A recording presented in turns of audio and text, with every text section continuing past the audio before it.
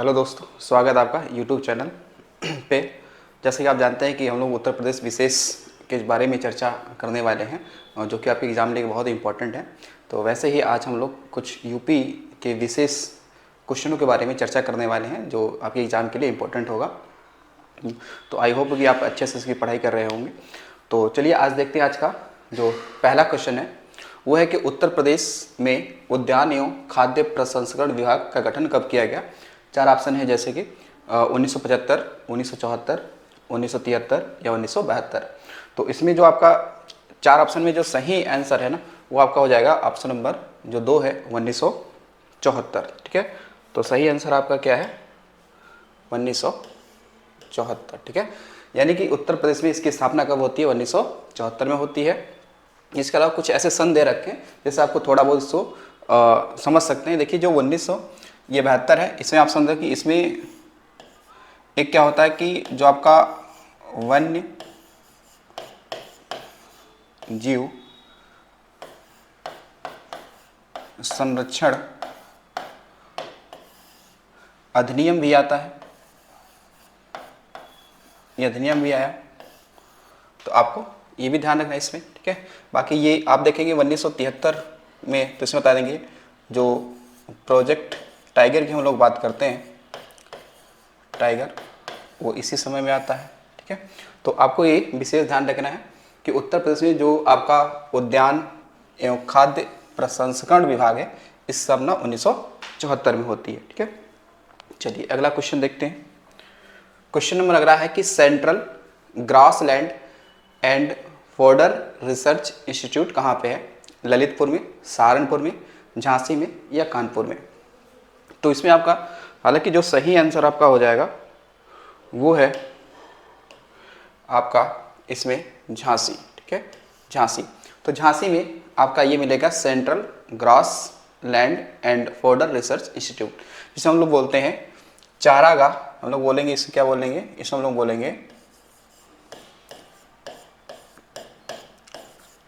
चारागाह एवं चारा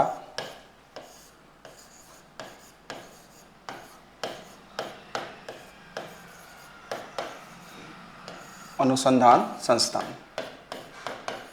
अनुसंधान संस्थान। ठीक है, तो इसकी जो स्थापना हो रही है वो कहाँ पे हो रही है, झांसी में हो रही है।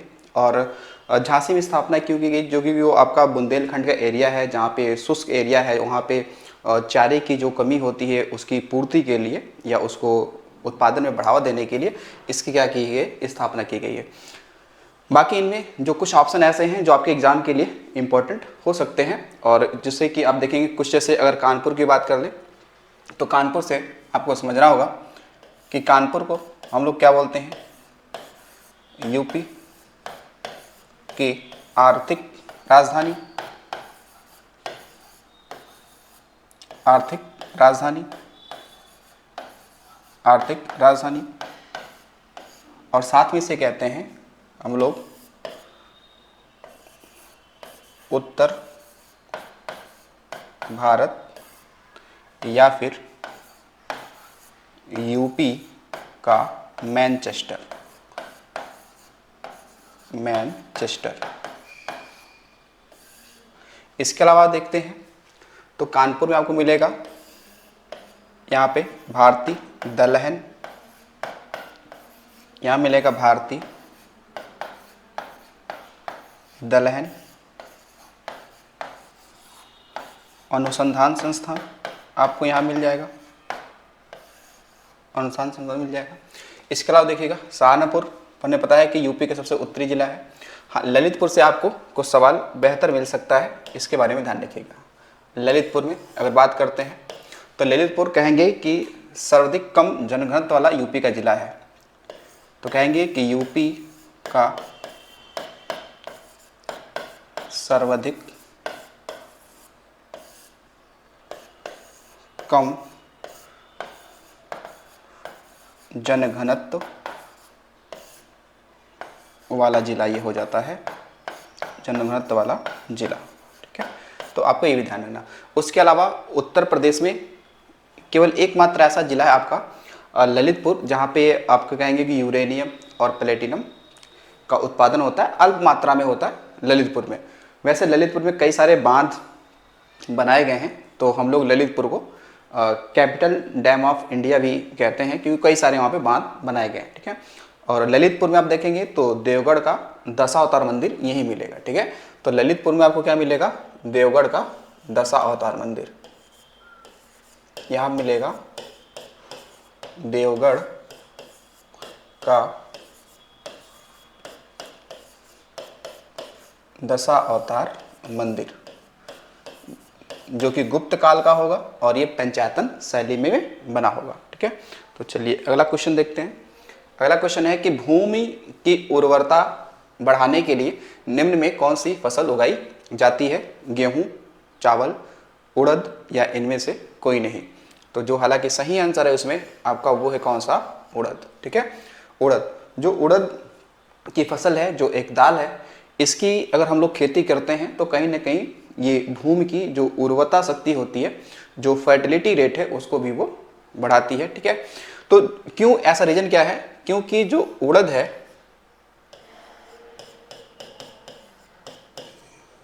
इसकी फसल कभी कभी उर्वरक के रूप में भी प्रयोग होती है, उर्वरक के रूप में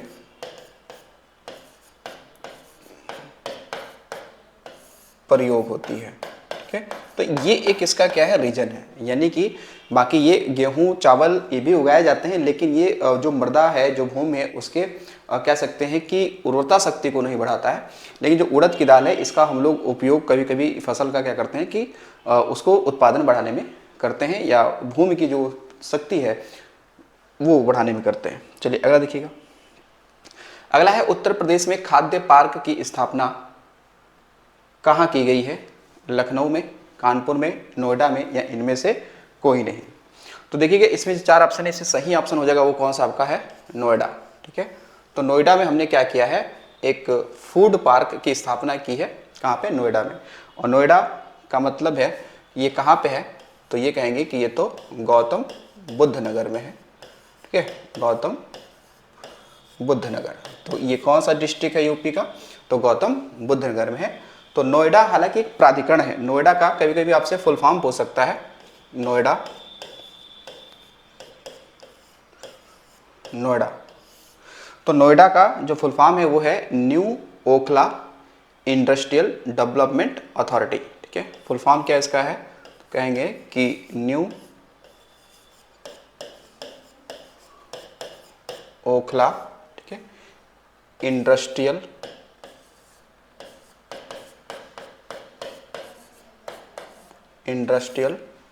डेवलपमेंट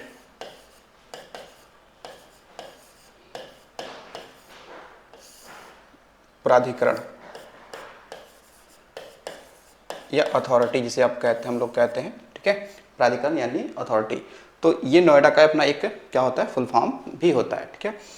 चलिए तो अगला देखते हैं क्वेश्चन नंबर।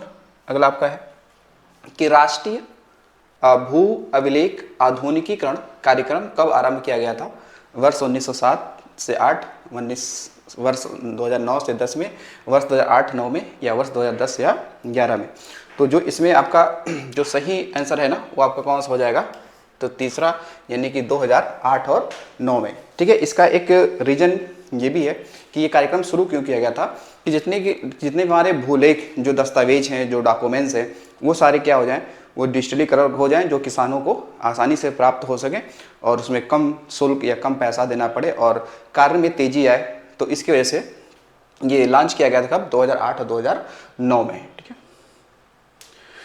चलिए अगला क्वेश्चन आपका है कि उत्तर प्रदेश में चकबंदी कार्यक्रम कब प्रारंभ किया गया, 1954, 1958, 1952 या 1956 में, ठीक है। तो देखिए इसमें जो सही आपका आंसर हो ना, वो आंसर हो जाएगा आपका 1954 में, ठीक है, 1954 में, ठीक है। इसमें क्या हुआ था, चकबंदी कार्यक्रम ये क्या है, तो इसमें ये क्या किया गया था कि जो खेतों के जो टुकड़े हैं, टुकड़े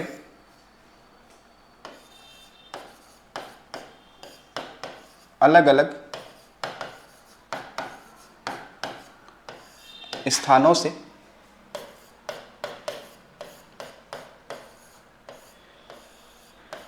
एक जगह लाना।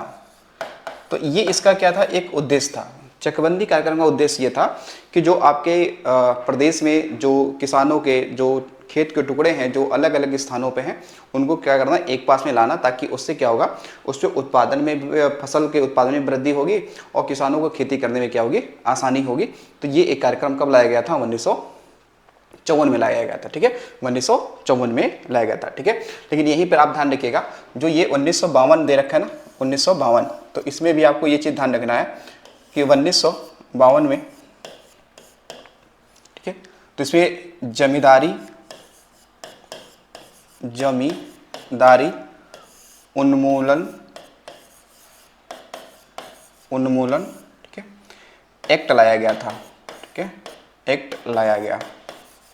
ठीक है, लाया गया। ठीक है, तो 1952 में कब, तो वही लगभग 1 जुलाई 1952 की बात करते हैं, तो ये लाया गया था। ठीक है, हालांकि एक्ट तो अगर बात किया जाए तो 1950 में आया, लेकिन ये जो अगर जमींदारी उन्मूलन एक्ट लाया गया कब, 1952 में, तो ये हालांकि अगर देखा जाए तो उत्तर प्रदेश में जो एक्ट आता है, ठीक है, एक्ट आएगा वो कब आएगा, तो एक्ट आएगा कब, 1950 में। ठीक है, लेकिन ये जो लागू होने की बात होगी ना, तो ये 1952 में। ठीक है, 1952 में ये क्या होगा, लागू होगा। ठीक है, 1952 में क्या होगा, ये लागू हो जाएगा। ठीक है, तो 1952 में। ठीक है, चलिए अगला क्वेश्चन देखते हैं। क्वेश्चन अगला है कि पुष्प नीलामी केंद्र, ठीक है, पुष्प नीलामी केंद्र कहाँ पे स्थित है, क्या नोएडा में है, क्या कानपुर में है, या लखनऊ में है, या इनमें से कोई नहीं है। ठीक है, तो देखिए जो इसमें आपका सही आंसर है वो कौन सा हो जाएगा, नोएडा। ठीक है, तो नोएडा में पुष्प नीलामी केंद्र यहाँ पे स्थित है, जहाँ पे हम लोग क्या करते हैं कि जो पुष्प हैं, जो पुष्प है फ्लावर, उसकी हम लोग क्या करते हैं, नीलामी यहीं से होती है। कहाँ से, नोएडा से होती है। ठीक है, तो नोएडा कहाँ पे है, तो ये है आपका कहाँ पे, गौतम बुद्ध नगर में है। ठीक है, गौतम बुद्ध नगर में। और गौतम बुद्ध नगर से थोड़ी जानकारी और अगर साझा की जाए तो आप हम लोग बता सकते हैं कि गौतम बुद्ध नगर जो है ये यूपी का क्या है, सर्वाधिक, ये यूपी का क्या है, सर्वाधिक साक्षर जिला है। यूपी का सर्वाधिक क्या है, ये साक्षर जिला है। ठीक है, उसके अलावा ये इसको देखा जाए तो ये यूपी में कहेंगे कि सर्वाधिक कम, ये क्या आपका लिंगा अनुपात वाला भी जिला है। ठीक है, लिंगा अनुपात यहाँ पे सबसे मतलब कम है। ठीक है, कहाँ पे, गौतम बुद्ध नगर में सबसे कम है। ठीक है, तो चलिए अगला क्वेश्चन देखते हैं। क्वेश्चन नंबर आपका है 8 कि सीलघर मृदा परीक्षण संस्थान कहाँ स्थित है, गोरखपुर में, प्रयागराज में, वाराणसी में, या कानपुर में। ठीक है, तो इसमें जो सही आंसर आपका है वो है आपका कौन सा, प्रयागराज में। कहाँ पे, प्रयागराज में। रीजन आप ये दिया जाएगा क्या है कि सील घर जो मृदा परीक्षण है, यानी कि जो आपका जो खेतों की मिट्टी है, तो खेतों की जो मिट्टी की अगर जांच सही तरीके से हो जाए और ये पता चल जाए कि उस खेत में किस पोषक तत्वों की कमी है और उस पोषक तत्वों की हम लोग क्या करते हैं, भरपूर्ति कर देते हैं, तो उसमें फसल उत्पादन बहुत अच्छा होगा।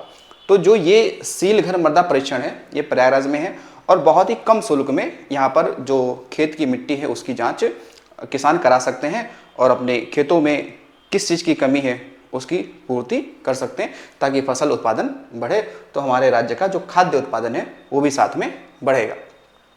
तो सीलघर मृदा परीक्षण कहाँ पे है, प्रयागराज में। अब यहाँ पे कुछ ऐसे ऑप्शन हैं जो बहुत ही ज़्यादा एक्सप्लेनेशन वाले हैं, तो उस पर जरा देखते हैं। देखिए प्रयागराज की हम लोग बात करते हैं तो प्रयागराज को हम लोग क्या कहते हैं, इसे हम लोग कहते हैं प्रधानमंत्रियों का शहर कहते हैं, प्रधानमंत्रियों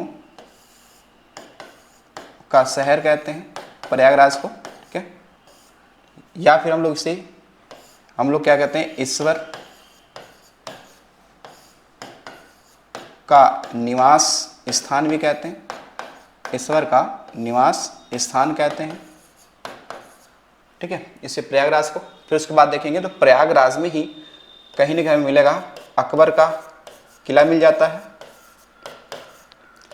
अकबर का किला है, ठीक है, अकबर का किला जो कि किसके किनारे है, तो यमुना ये तट पर है, ठीक है, यमुना ये तट पर है, ठीक है। इसके अलावा प्रयागराज में ही देखेंगे तो यहाँ पर खुसरो बाग है, ठीक है, खुसरो बाग है, खुसरो बाग यहीं पे आपको मिल जाएगा। इसके अलावा यहाँ पे आप देखेंगे तो जो जवाहर नक्षत्रशाला, जवाहर नक्षत्रशाला यहीं पे है, ठीक है। इसके अलावा प्रयागराज में ही देखेंगे तो आनंद व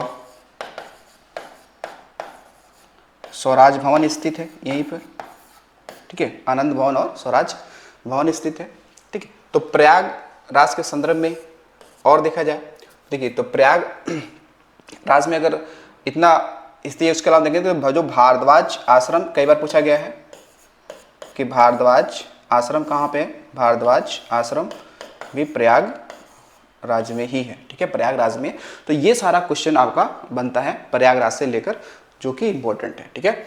बाकी वैसे देखा जाए तो गोरखपुर से भी आपका सवाल बनता है कि गोरखपुर जो है वो राप्ती नदी के किनारे है और गोरखपुर में ही चौरी चौरा जो स्थान है वो भी वहीं पे है, जहाँ पर देखा था कि चौरी चौरा जो कांड होता है वो 5 फरवरी 1922 को होता है, गोरखपुर में। बाकी सोह गौरा जो ताम्र लेक है वो भी गोरखपुर में, ठीक है। बाकी बनारस को हम लोग क्या बोलते हैं, इसे बनारस को हम लोग कहते हैं भारत की आध्यात्मिक या सांस्कृतिक राजधानी भी कहते हैं या मंदिरों का शहर भी कहते हैं, तो कई सारे नामों से पुकारते हैं, ठीक है। चलिए अगला क्वेश्चन देखते हैं। क्वेश्चन ये है कि उत्तर प्रदेश कृषि विविधीकरण परियोजना किसकी सहायता से चलाई जा रही है, नाबार्ड के, IMF के, विश्व बैंक के या उपयुक्त में से कोई नहीं। तो हालांकि सही आंसर इसमें क्या है, तो विश्व बैंक की है, ठीक है। तो विश्व बैंक की सहायता से यूपी में हमारे कृषि विविधीकरण परियोजना चलाई जा रही है, ताकि हमारे यूपी में जो कृषि में जो कह सकते हैं विविधता है उसको लाया जा सके और कृषि करने का आधुनिक तरीका अपनाया जा सके। तो कृषि करने का आधुनिक तरीका कब अपना सकते हैं, जब हमारे पास क्या होगी, फंडिंग होगी, जब हमारे पास पर्याप्त धन होगा। तो इसके धन के लिए हमने किससे समझौता किया है, तो विश्व बैंक के साथ कर रखा है, ठीक है। अब यहाँ पे इनको जरा समझ लेते हैं, जो आपका विश्व बैंक जो IMF, ठीक है, हालांकि इन दोनों को हम लोग इनकी जुड़वा बहन भी कहते हैं, ठीक है, क्योंकि दोनों एक साथ ही स्थापित होते हैं, ब्रेटन वुड्स सम्मेलन के दौरान ये स्थापित होते हैं और इन दोनों का मुख्यालय वाशिंगटन DC में हम लोग देख पाते हैं, यानी कि कहाँ पे है, तो ये अमेरिका में है, ठीक है। लेकिन यहाँ पे जो नाबार्ड है, नाबार्ड से आपसे सवाल बन सकता है। पहला तो आपसे यही सवाल बनेगा कि जो नाबार्ड है इसकी फुल फॉर्म क्या है, जो नाबार्ड है इसकी फुल फॉर्म क्या है, तो हम लोग कहते हैं कि national bank for agriculture rural development, ठीक है। इसका अगर फुल फॉर्म हम लोग बात करें तो फुल फॉर्म इससे हम लोग क्या कहते हैं, तो इसे कहते हैं कि national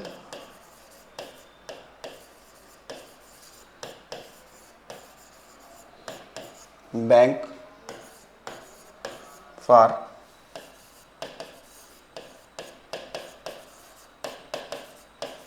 agriculture and rural development,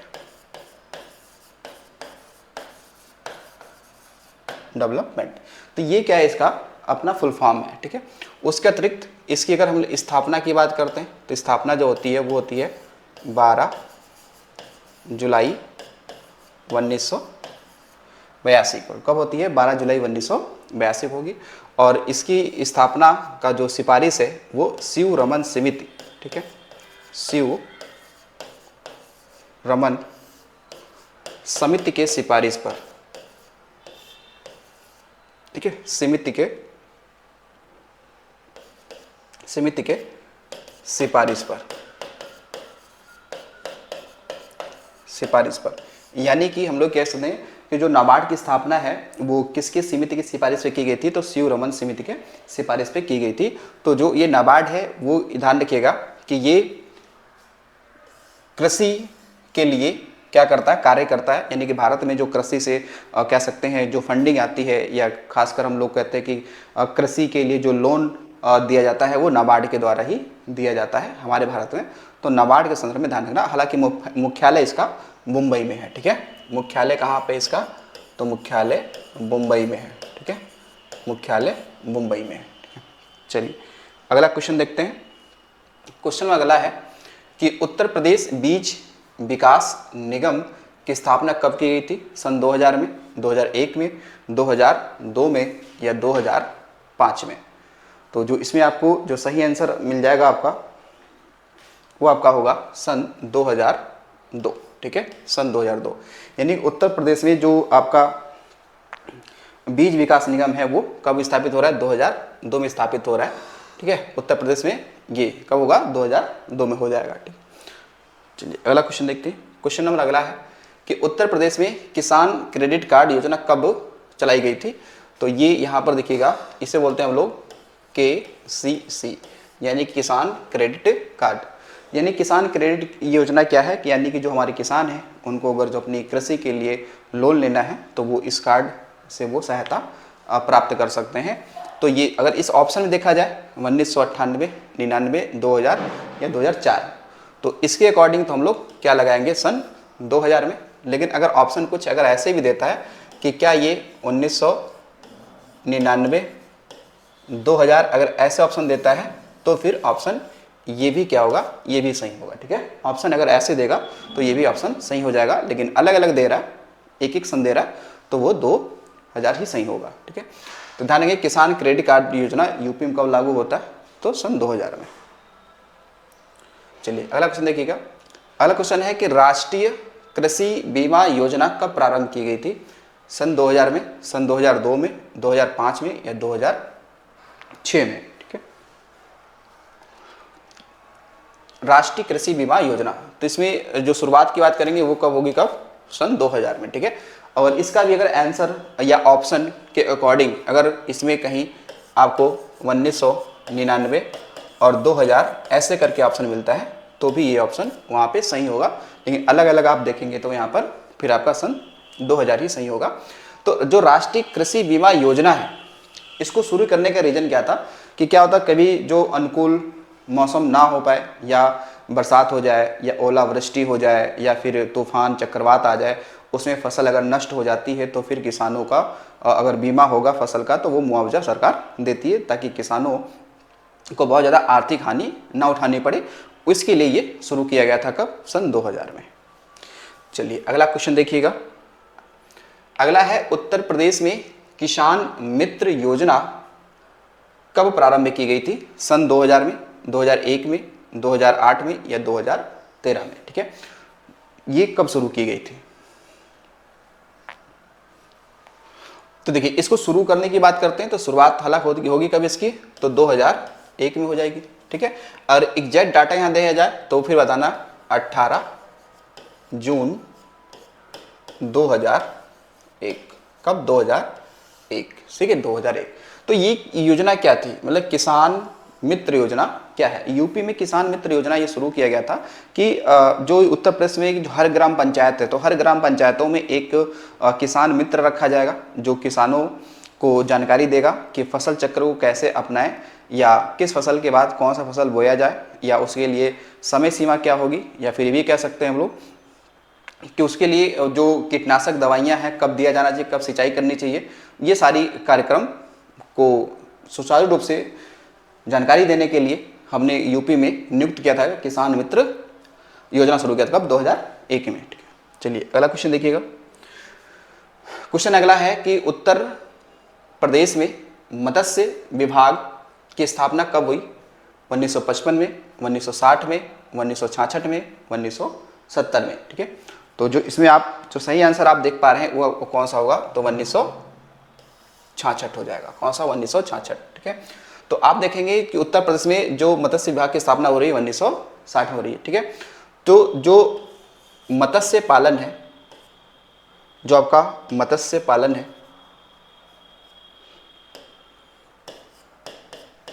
मत्स्य पालन की बात करते हैं इसको भी कृषि का दर्जा प्राप्त है, कृषि का दर्जा क्या है, प्राप्त है। और मत्स्य पालन, ध्यान रखना कि ये प्राथमिक क्षेत्र में क्या होता है, शामिल होता है, प्राथमिक क्षेत्र में शामिल है, ठीक है। जैसा आपने देखा था कि क्या होता है कि हमारी कृषि के कुछ आधार होते हैं, प्राथमिक क्षेत्र, द्वितीय क्षेत्र और तृतीय क्षेत्र। तो वैसे ही देखेंगे, जैसे कृषि है, मत्स्य पालन है, कुक्कुट पालन है या खनन है, ये सभी क्या होते हैं, प्राथमिक क्षेत्र में शामिल किए जाते हैं। तो उत्तर प्रदेश में मत्स्य विभाग की स्थापना कब हो रही है, 1960 में हो रही है, ठीक है, तो 1966 में हो रही है, ठीक है। चलिए अगला देखिएगा, ऑप्शन एक सवाल है कि उत्तर प्रदेश में कपास की खेती मुख्य रूप से किस क्षेत्र में की जाती है। ऑप्शन है अवध क्षेत्र में, पूर्वांचल में, ए और बी दोनों, ठीक है, या रुहेलखंड में, ठीक है। तो यहाँ पर आपका सही आंसर कौन सा हो जाएगा, रुहेलखंड क्षेत्र हो जाएगा, ठीक है, रुहेलखंड क्षेत्र हो जाएगा। तो देखिए जो रुहेलखंड क्षेत्र है, इसमें आप देखेंगे तो जो एरियाज की अगर बात करें, जिलों की बात कर लें, तो इसमें जो एरिया का वो बरेली का एरिया होगा, ठीक है, इसमें फर्रुखाबाद का एरिया होगा, ठीक है। इसके अलावा इसमें मेरठ हो जाएगा, ठीक है, मैनपुरी हो जाएगा, मैनपुरी हो गया, ठीक है, आदि। तो ये इसमें आपके जिले आते हैं, ठीक है, ये इसमें आपके जिले आएंगे। यहाँ पर आपकी क्या होगी, कपास की खेती मुख्य रूप से की जाती है। रीजन क्या है कि रुहेलखंड क्षेत्र में काली मृदा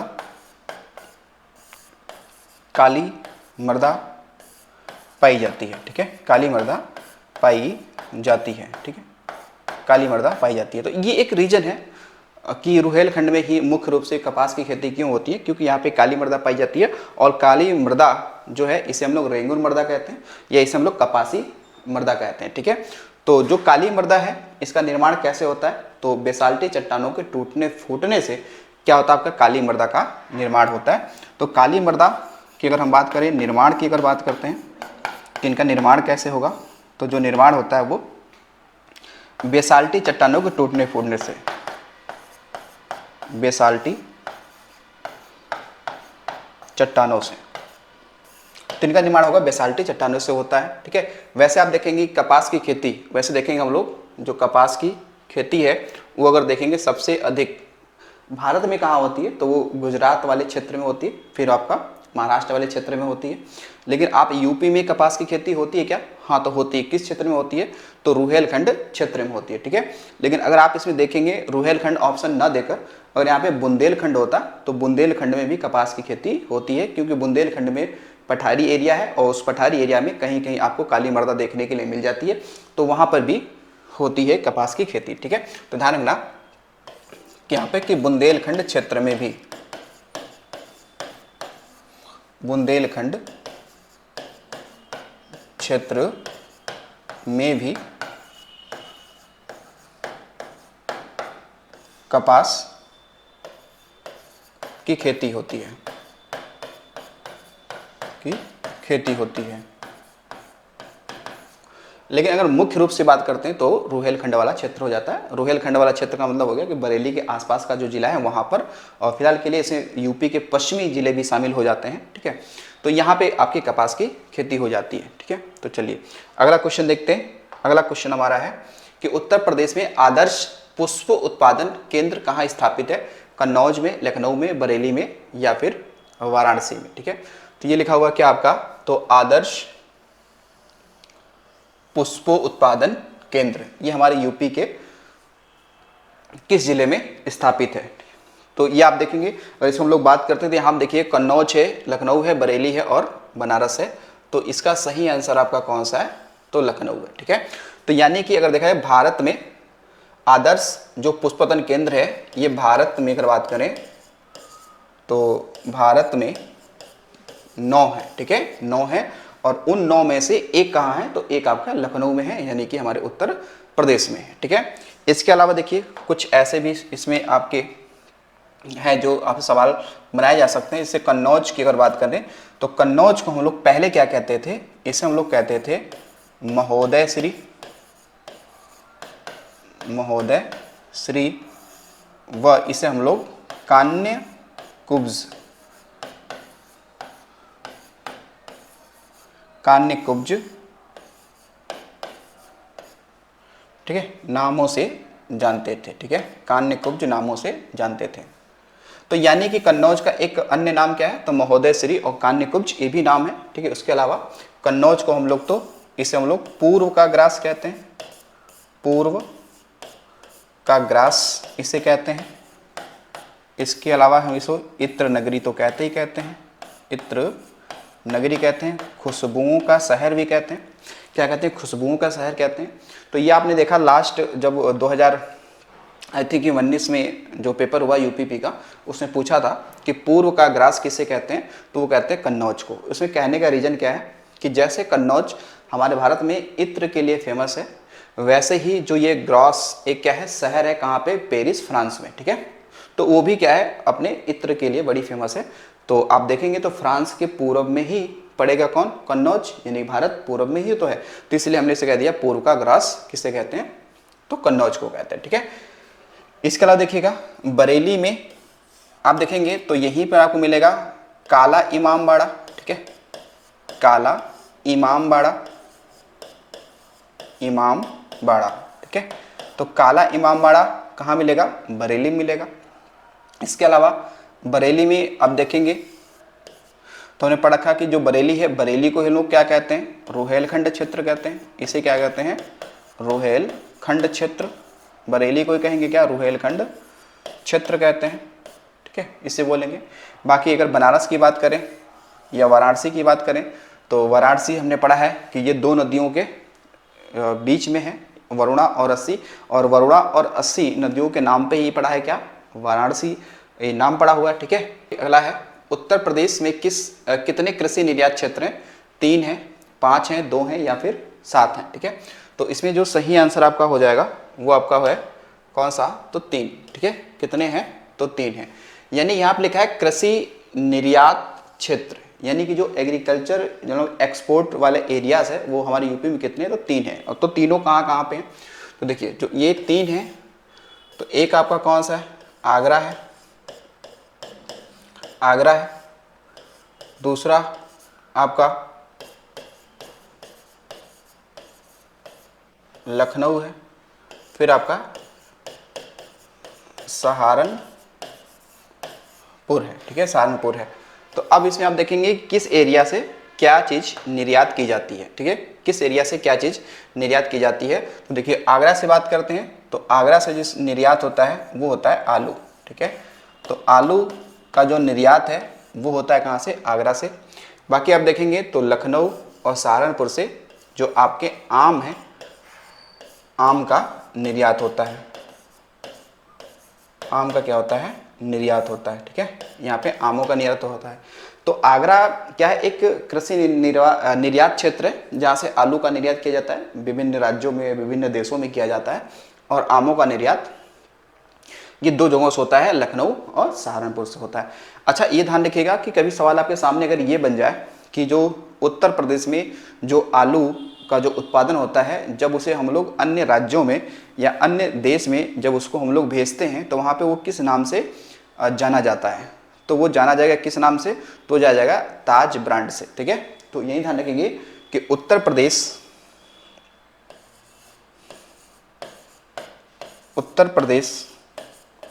में उत्पादित आलू अन्य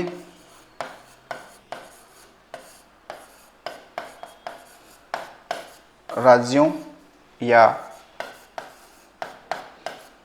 देशों में किस नाम से जाना जाता है, तो ये जाना जाएगा किससे, तो ताज ब्रांड से। ठीक है, किससे, ताज ब्रांड। ठीक है, ताज ब्रांड। तो उत्तर प्रदेश में जो आलू का उत्पादन होता है उसको दूसरे देश या दूसरे राज्यों में जब निर्यात करते हैं तो वहाँ पे वो लोग ताज ब्रांड के नाम से जानते हैं। ठीक है, लेकिन इसके अलावा देखेंगे जो आमों का निर्यात है, जो उत्तर प्रदेश से आम उत्पादित होते हैं, इनको जो हम लोग दूसरे देशों में निर्यात करते हैं या राज्यों में निर्यात करते हैं, तो इसे हम लोग नवाब ब्रांड के नाम से जानते हैं। ठीक है, तो आमों का निर्यात दूसरे क्षेत्रों में किस नाम से होता है, तो वो होता है नवाब ब्रांड के नाम से, ठीक है, नवाब ब्रांड, ठीक है। तो अगर जो आपको किसी दूसरे राज्य में या किसी दूसरे देश में नवाब ब्रांड के नाम से बिकता हुआ आपको आम दिख जाए तो समझ जाना कि उसका उत्पादन कहाँ पे हुआ है, तो उत्तर प्रदेश में हुआ है, ठीक है। और ताज ब्रांड के नाम से कहीं आलू बिकता हुआ मिल जाए तो वो फिर कहाँ पे होगा, तो हो जाएगा आपका उत्तर प्रदेश से, ठीक है। तो चलिए अगला देखते हैं। क्वेश्चन नंबर अगला है हमारा 18 नंबर क्वेश्चन आ गया कि उत्तर प्रदेश का कौन सा जिला अमरूद के लिए प्रसिद्ध है? प्रतापगढ़, प्रयागराज, लखनऊ या इनमें से कोई नहीं। तो हालांकि इसमें जो सही आंसर आपका है वो आपका हो जाएगा कौन सा, तो प्रयागराज हो जाएगा, ठीक है, प्रयागराज हो जाएगा, ठीक है। ये बोल रहा है कि आलू के सॉरी क्या है, अमरूद के लिए, ठीक है, अमरूद के लिए, ठीक है। तो यहाँ पे ध्यान रखना, जो अमरूद है ना, अमरूद को हम लोग कहते हैं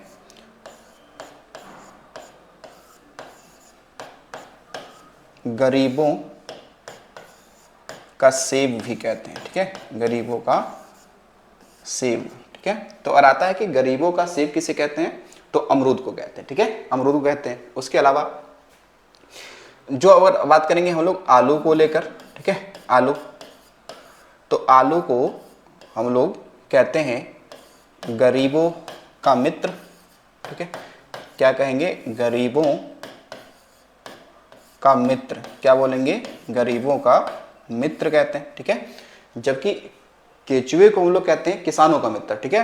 तो ये हालांकि पिछले जो आपका एग्जाम हुआ था सप्लाई फूड इंस्पेक्टर का, उसमें सवाल आ चुका है कि गरीबों का मित्र किसे कहते हैं, तो आलू कहते हैं, क्योंकि गरीब जो इंसान होता है वो हमेशा देखा जाए तो आलू का ही वो भोजन ज़्यादा करता है, ठीक है। तो यहाँ पे देखेंगे एक सवाल और आ जाएगा आपसे कि जो प्रयागराज है वो अमरूदों के लिए फेमस है, ठीक है। तो अमरूद की अगर बात करते हैं तो अमरूद की जो प्रजाति की बात करते हैं, तो प्रजाति ये कई बार पूछा गया है कि मतलब आपसे अमरूद की प्रजाति दो बड़ी फेमस हैं। एक है आपका कौन सा, ललित, अगर आ जाए कि ललित किसकी प्रजाति है, तो ये अमरूद की है, ललित। उसके बाद ही जो आपका बात करते हैं हम लोग सुरखा की बात करते हैं, जैसे कहते हैं ना इलाहाबादी सुरखा, तो इलाहाबाद गए हो, अगर इलाहाबादी सुरखा नहीं खाए हो तो इलाहाबाद जाने का कोई मतलब नहीं होता है। तो इलाहाबादी सुरखा, तो सुरखा क्या है, वो अमरूद की प्रजाति है, और जो ललित है वो भी क्या है, आपके अमरूद की ही प्रजाति है। तो आपको ध्यान रखना है इस चीज़ को, ठीक है। चलिए बाकी अगर यहाँ पे देखोगे तो प्रतापगढ़ को सिर्फ आंवला नगरी भी कहते हैं, ठीक है। चलिए क्वेश्चन नंबर अगला देखते हैं। क्वेश्चन नंबर आपका जो अगला है कि उत्तर प्रदेश का कौन सा जिला आंवला उत्पादन के लिए प्रसिद्ध है? प्रतापगढ़, लखनऊ, जौनपुर या इनमें से कोई नहीं। तो जो सही आंसर है वो कौन सा आपका, प्रतापगढ़, ठीक है, प्रतापगढ़। अब देखिए जो आंवला है, आंवला है, तो आंवला का उत्पादन हमारे यूपी में सबसे अधिक कहाँ होता है, प्रतापगढ़ को, ठीक है। तो प्रतापगढ़ को हम लोग क्या कहते हैं, आंवला नगरी ही कहते हैं। इसे क्या बोलेंगे हम लोग, आंवला नगरी कहते हैं, आंवला नगरी, ठीक है, आंवला नगरी कहते हैं, ठीक है। तो आंवले में सबसे अधिक क्या होता है, तो हमने पढ़ा है कि आंवले में सबसे अधिक विटामिन सी होता है, ठीक है। जो आपका आंवला विटामिन सी का प्रमुख स्रोत है, ठीक है, प्रमुख स्रोत है।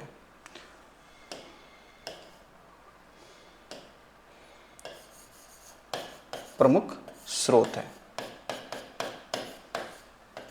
तो ये आंवला क्या है, प्रमुख स्रोत हो जाता है किसका, तो विटामिन सी का हो जाता है, ठीक है। अब देखो प्रतापगढ़ से कुछ एक दो सवाल आपसे और भी बन सकते हैं। जैसे देखिएगा यहां पर जो आपका ये पूछेगा कि अंबेडकर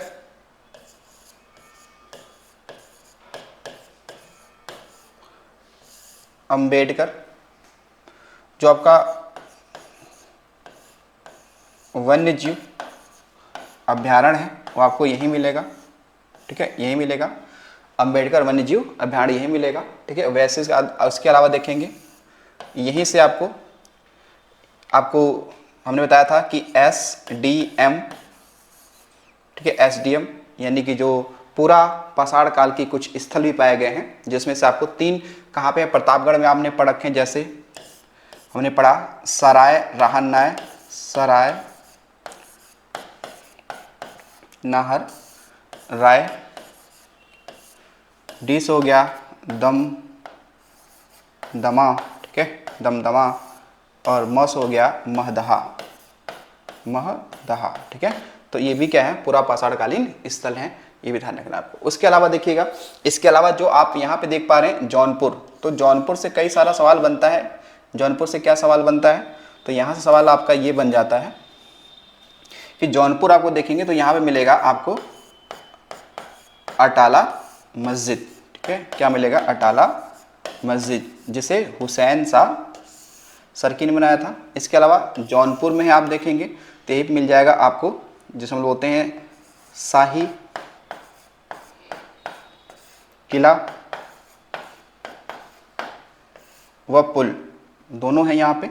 इसके अलावा जौनपुर में हम लोग देखते हैं तो यहीं पर आप जौनपुर हला देखेंगे तो नदी की बात करते हैं तो ये कहीं ना कहीं गोमती नदी के किनारे है। जौनपुर जो है वो किस नदी के किनारे है, तो गोमती नदी तट पर है। बाकी शीतला जो चौकिया धाम है ये भी जौनपुर में है।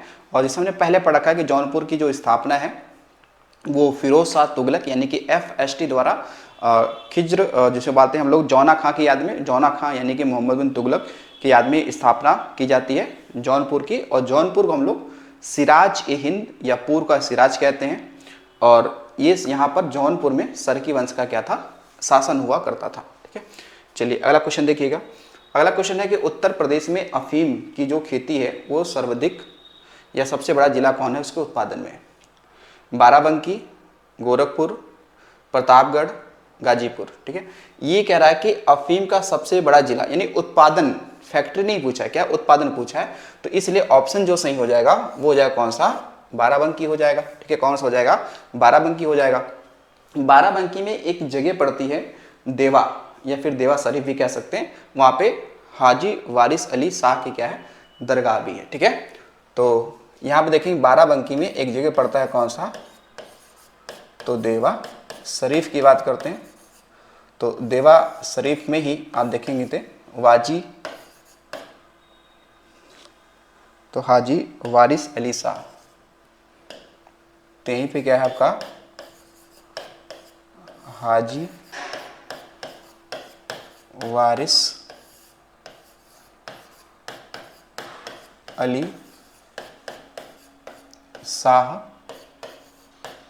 की क्या है, दरगाह है, ठीक है, या मकबरा है, ये भी ध्यान रख सकते हैं, ठीक है। तो हाजी वारिस अली शाह की दरगाह है, ठीक है। जैसे फतेहपुर सीकरी में शेख सलीम चिश्ती की क्या है, दरगाह है, ठीक है। तो गोरखपुर की बात करते हैं। देखो यहाँ पे गोरखपुर में अगर सवाल आपसे बन जाता है तो गोरखपुर में जैसे भी हमने बात कर लिया कि गोरखपुर में ही क्या है, आप देखेंगे तो यहीं पर क्या है, सह गौरा ताम्र लेख है, ठीक है, ताम्र लेख है, ठीक है, ताम्र लेख है, जिसमें इसमें अकाल पड़ने पर यहाँ पर कुछ अनाजों का वितरण करवाया गया था, ठीक है। तो सहगौरा ताम्र लेख कहाँ पे है, गोरखपुर में, ठीक है। गोरखपुर में देखेंगे तो गीता प्रेस, जहाँ से कल्याण पत्रिका प्रकाशित होती है, जो कि एक धार्मिक पत्रिका है, वो गोरखपुर से होती है, ठीक है। प्रतापगढ़ तो हमने अभी पढ़ ही लिया। गाजीपुर में देखिएगा, गाजीपुर में ध्यान रखिएगा कि गाजीपुर में यहाँ पे क्या है, अफीम फैक्ट्री है, यहाँ पे क्या है, अफीम फैक्ट्री है, ठीक है, अफीम फैक्ट्री है। यूपी का एकमात्र अफीम फैक्ट्री कहाँ है, तो गाजीपुर में है। गाजीपुर में ही देखेंगे तो जो आपका कौन सा, तो लॉर्ड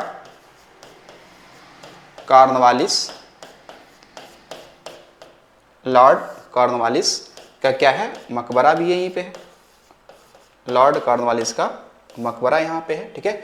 बाकी गाजीपुर को हम लोग काशी की बहन कहते हैं, ठीक है। तो गाजीपुर से आप ये सारी चीज़ें ध्यान रख सकते हैं। और अब्दुल हमीद उनका संबंध भी कहाँ से, तो गाजीपुर से ही है, ठीक है। तो चलिए अगला क्वेश्चन देखते हैं। क्वेश्चन अगला है कि उत्तर प्रदेश शासन ने एग्रो पार्क स्थापित किए हैं हापुड़ में, लखनऊ में, सहारनपुर से वाराणसी, ठीक है। अब इनमें से 2 भी सही हो सकता है, 3 भी, 4 भी और सभी सही हो सकते हैं। 1 और 2 सही है, 1 और 3 सही है, 1 2 3 सही है, या 1 2 3 और 4 सही है।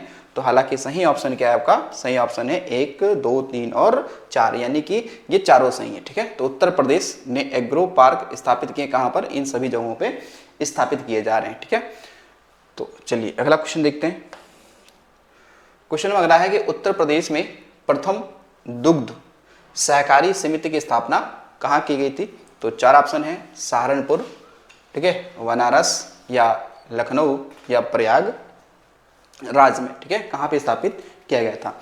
तो इसमें आप देखेंगे जो सही आंसर है वो कौन सा है? प्रयागराज है, ठीक है, प्रयागराज है।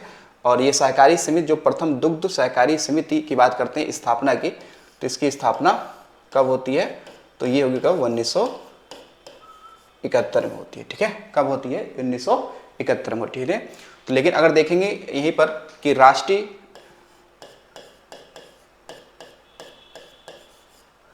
जो डेयरी बोर्ड की अगर बात करते हैं, राष्ट्रीय डेयरी बोर्ड ये कहाँ पे है? तो ये आपको मिल जाएगा कहाँ पे? तो करनाल में मिल जाएगा, ठीक है। करनाल कहाँ पे है? तो करनाल HR यानी कि हरियाणा में, ठीक है, यहाँ पे है, ठीक है। तो ये आपको ध्यान रखना है कि प्रथम दुग्ध सहकारी समिति की स्थापना कहाँ हो रही है? तो प्रयागराज में हुई है, ठीक है। चलिए अगला क्वेश्चन देखते हैं। क्वेश्चन अगला है कि उत्तर प्रदेश में किसान भाई योजना कब लागू हुआ था? वर्ष सन 2000 में, 1972 में, 1982 में या 1992 में, ठीक है।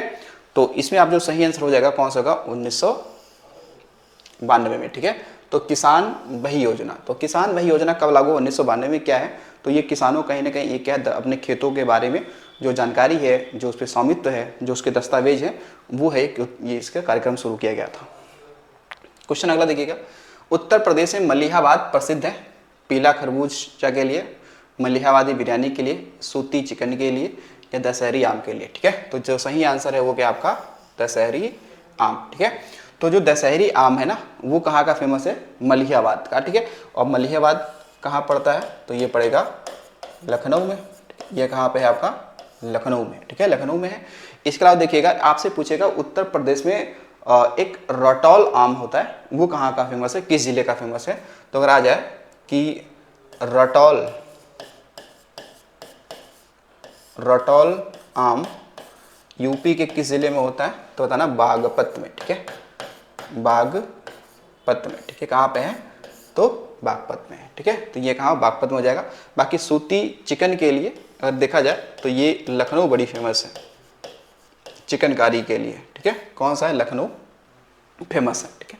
चलिए अगला क्वेश्चन देखते हैं। क्वेश्चन अगला है कि उत्तर प्रदेश के किस जिले में आलू अनुसंधान केंद्र की स्थापना की गई है, ठीक है। तो ये क्या है? आलू अनुसंधान केंद्र की स्थापना की गई है, ठीक है। तो हालांकि सही ऑप्शन क्या है? हापुड़। तो हापुड़ में एक जगह पड़ता है, कौन सा? तो बाबूगंज, ठीक है, बाबूगंज। तो यहाँ पे है, ठीक है, यहाँ पर है क्या? आलू अनुसंधान केंद्र बाबूगंज है हापुड़ में। पहले हालांकि जो बाबूगंज है ना, पहले ये गाजियाबाद में पड़ता था, लेकिन गाजियाबाद से ही अलग होकर बना है कौन सा जिला? हापुड़ बना है। तो इसलिए ये वाला क्षेत्र कहाँ चला गया? हापुड़ में चला गया, ठीक है। तो आलू अनुसंधान केंद्र यहीं पे। लेकिन यहाँ पे देखिएगा, अगर सवाल इस तरीके से बन जाए कि केंद्रीय आलू अनुसंधान केंद्र कहाँ पे है, अगर ऐसे आ जाता है कि केंद्रीय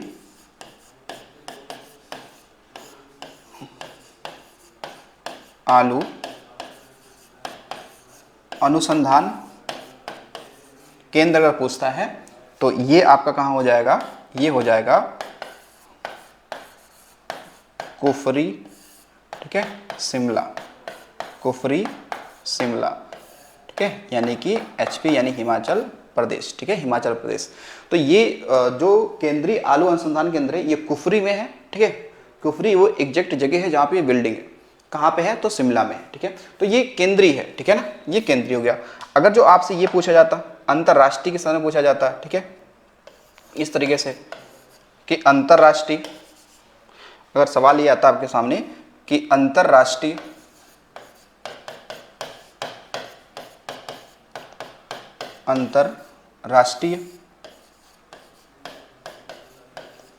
आलू अनुसंधान संस्थान, ठीक है, अनुसंधान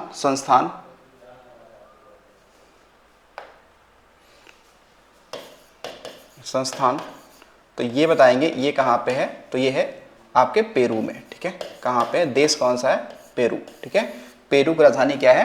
तो लीमा, ठीक है। पेरू की राजधानी क्या है, लीमा, ये वहाँ पे, ठीक है। इसके अलावा देखा जाए तो आलू की कुछ प्रजातियां हैं। एक प्रजाति तो आपकी यही होगी, कौन सी, कुफरी। इसके अलावा एक आलू की प्रजाति है, कौन सी, चिपसोना, ठीक है, चिपसोना। तो चिपसोना किसकी प्रजाति है, तो ये बताएंगे, ये आलू की प्रजाति है, आलू की प्रजाति है, ठीक है, आलू की प्रजाति है। इसके अलावा आपने देखा होगा आलू को जब कोल्ड स्टोर में रखा जाता है, आलू को जब कोल्ड स्टोर में रखा जाता है तो उसमें कुछ ब्लैक हॉट यानी कि आलू में कुछ गड्ढे आप देखेंगे पाए जाते हैं। तो उसका रीजन क्या है, तो रीजन है क्या, ऑक्सीजन की कमी। ऑक्सीजन की कमी से आलू में जो ब्लैक हॉट यानी कि जो काले रंग के धब्बे पाए जाते हैं ना, वो ऑक्सीजन की कमी की वजह से ही पाए जाते हैं। तो आलू एक प्रमुख क्या है, शर्करा का, या शर्करा यानी कि स्टार्च का प्रमुख क्या है, वो एक स्रोत है, ठीक है। तो यहाँ पे है। चलिए अगला क्वेश्चन देखिएगा। क्वेश्चन अगला है कि निम्न में से किस दलहन फसल का क्षेत्र उत्तर प्रदेश में सर्वाधिक है, मूंग का, अरहर का, मटर का या चना का, ठीक है। तो जो इसमें आपका जो सही आंसर है वो है कौन सा, आपका चना है, ठीक है। कौन सा है, चना। यानी कि उत्तर प्रदेश में जो दालों में सबसे बड़ा जो क्षेत्र है वो कौन सा है, चना का है, ठीक है। इसके अलावा देखेंगे तो हमने पढ़ा है कि दलहन अनुसंधान केंद्र हमारे यूपी में कहाँ पे है, तो आपने देखेंगे तो वो हो जाएगा दलहन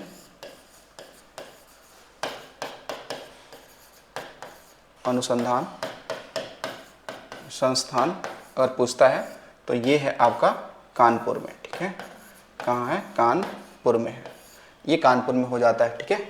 जो आप चना देखेंगे, चना तो कहीं ना कहीं आप देखेंगे तो ये रबी की फसल है, ठीक है।